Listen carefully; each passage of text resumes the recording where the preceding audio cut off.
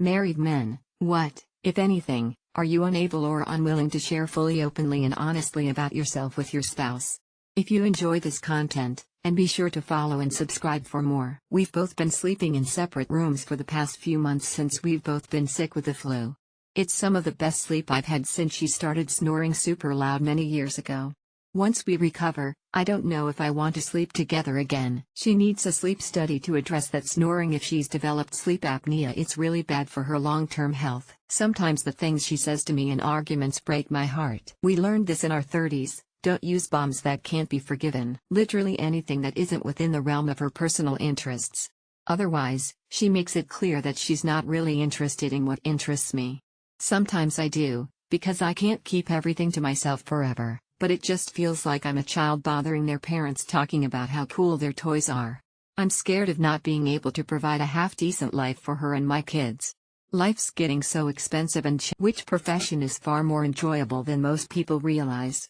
If you enjoy this content, and be sure to follow and subscribe for more. Janitor.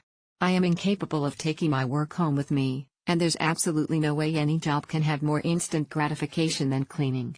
10/10 recommend all of you with diminished ability to wait for results to go clean for a living. You make the world better every day you show up to work, because a world with less filth is just plain better.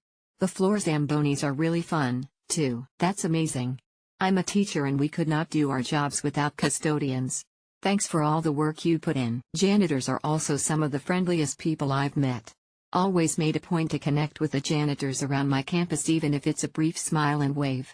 It's a profession that's looked down upon, but extremely crucial to everyday functions and easily taken for granted.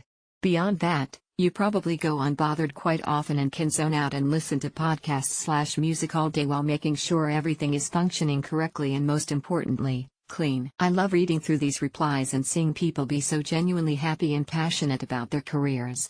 It's nice to know that so many people love what they do for a living. Locksmith, best career ever, 8 years in and I love it. Who are you and how did you get in here? What makes someone a good person? Someone who also thinks of what others want and not just themselves.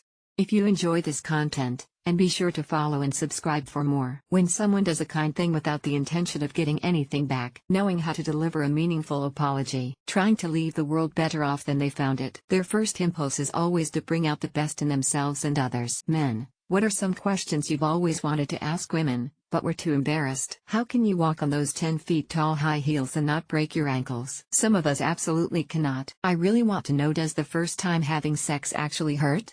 I'm a guy that always wanted to know. Yes, it did. I felt it for a few days after. But it doesn't hurt for all women, so the true answer is that it depends. What are the best questions to ask to get to deeply know someone? What are your 3 greatest passions? What was your first pet? Or who was your favorite teacher? Would you have sex with a clone of yourself? Instead of what do you do?